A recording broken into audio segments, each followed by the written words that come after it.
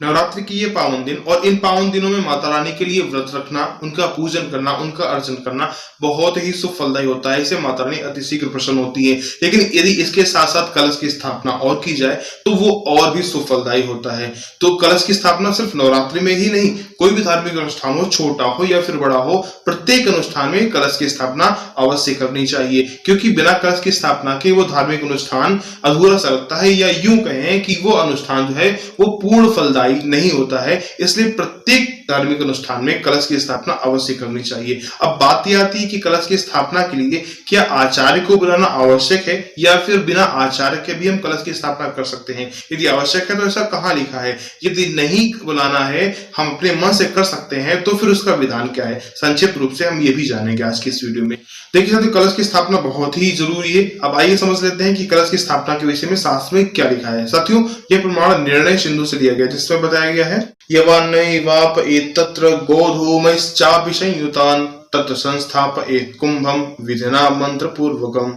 साथियों, निर्णय सिंधु के इस प्रमाण की यदि हम नीचे की लाइन गौर करें तो उसमें साफ साफ लिखा है तत्र संस्थापयेत् कुंभम विधिना मंत्र पूर्वकम, विधिना मंत्र पूर्वकम, यानी कि कलश की स्थापना आपको करनी चाहिए, लेकिन कैसे, विधिना मंत्र पूर्वकम, विधि विधान के साथ में मंत्र पूर्वक आपको कलश की स्थापना करनी चाहिए। अब मंत्र तो आपको आते नहीं होंगे, मंत्र तो आचार्य को ही आएंगे ना। और वैसे भी भविष्य पुराण में लिखा है कि किसी भी पात्र में जल डाल देने मात्र से वो कलश नहीं बन जाता, देवताओं को आवाहित करना पड़ता है, और देवताओं को आवाहित करने के लिए अक्षत पुष्प लेकर के मंत्रों के माध्यम से देवताओं को आवाहित करते हैं, देवताओं को बुलाते हैं। बिना मंत्र के कोई भी देवता अपने स्थान छोड़ करके नहीं आता है, इसलिए मंत्र बहुत ही आवश्यक है, ऐसा इस प्रमाण में बताया गया। तो प्रत्येक साथी को नवरात्र हो या फिर कोई भी धार्मिक अनुष्ठान हो, उसमें आचार्य को, पंडित जी को अवश्य बुलाना चाहिए। लेकिन बात यह आती है कि यदि आचार्य उपलब्ध नहीं है, क्योंकि नवरात्र की दिनों में बड़ी व्यस्तता होती है और आचार्य उपलब्ध ना हो पाए, तो फिर हम क्या करें, क्या कलश की स्थापना ना करें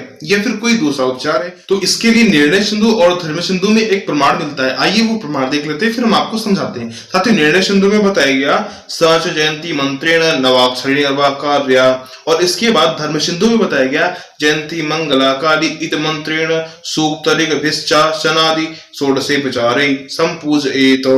साथ ही इन प्रमाणों में बताया गया कि यदि आचार्य उपलब्ध नहीं है तो जयंती मंगला काली भद्रकाली कपालिनी दुर्गा क्षमा शिवा धात्री स्वाहा स्वधा नमोस्तुते, इस मंत्र के माध्यम से आप षोडशोपचार विधि से आप कलश को स्थापित कर सकते हैं। षोडशोपचार विधि विधान से आप पूजन कीजिए और कलश को स्थापित कर लीजिए। आप बिल्कुल निश्चिंत हो गए, आप अपने मन से भी कलश को स्थापित कर सकते हैं, लेकिन आपको उसके लिए जो हमने आपको मंत्र दिया वो मंत्र आपको याद करना होगा और उसके साथ ही आप कलश को स्थापित कर सकते हैं। लेकिन अब बात यह आती है कि यदि आचार्य जी आते तो आपको संपूर्ण विधान बताते, कलश को कहाँ रखना है, किसके ऊपर रखना है और कलश के अंदर क्या क्या डालना है, फिर कलश के ऊपर जो नारियल होगा उसको किस तरह से रखना है। लेकिन आचार्य जी तो आएंगे नहीं, फिर आपको अपने मन से करना है। तो फिर हम किस प्रकार से अपने आप से कलश को स्थापित करेंगे, तो हम आपको संक्षिप्त रूप से समझाने का प्रयास करते हैं। देखिए साथियों, कलश को स्थापित करने के लिए सबसे पहला काम जो होता है वो होता है यवांकुर रोपण का। मिट्टी के साथ में जौ को बोया जाता है और उसको किसी पात्र में रख करके फिर उसके ऊपर कलश रखा जाता है। अब बात यह आती है कि कलश किस चीज का होना चाहिए, तो शास्त्रकार कहते हैं स्वर्णम व राजतम वापि ताम्रम मृडमय संतुआ,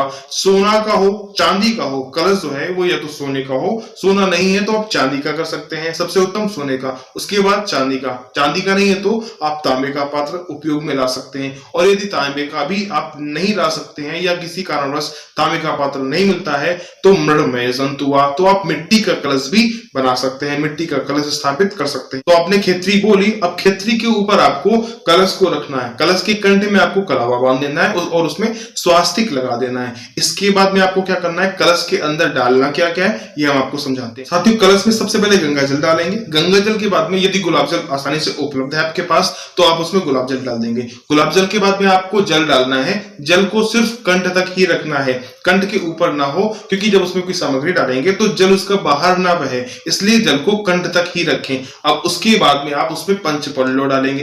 पंचपल्लो के लिए शास्त्रकार कहते हैं अश्वत्थो दुम्बर प्लक्ष आम ताम्रन, क्रोध पल्लवा, ये 5 प्रकार के पत्ते हैं जिस पर हमने आपको एक विस्तृत वीडियो दे रखा है। चाहे तो आप वो वीडियो जाकर के देख सकते हैं, लिंक आपको डिस्क्रिप्शन में दे देंगे, या फिर आप नवरात्रि की प्लेलिस्ट जो है आप उसमें जाकर भी वो वीडियो देख सकते हैं। तो आपको पंचपल्लो डालना है। यदि पंचपल्लो 5 प्रकार के पत्ते होते हैं, यदि वो 5 प्रकार के पत्ते आपको नहीं मिल पाते तो सिर्फ आम के पत्ते को भी आप पंचपल्लो के रूप में प्रयोग कर सकते हैं। आप पंचपल्लो में आम के पत्तों को ही सिर्फ डाल दें। उसके बाद आपको उसमें चंदन डालना है। चंदन के बाद में साबुत अक्षत, अक्षत मतलब चावल, साबुत चावल के दाने आपको उसमें डालने हैं। चावल के दाने के बाद में आप उसमें सुपारी डाल देंगे। सुपारी के बाद में आप 2 लौंग के जोड़े उसमें डाल देंगे।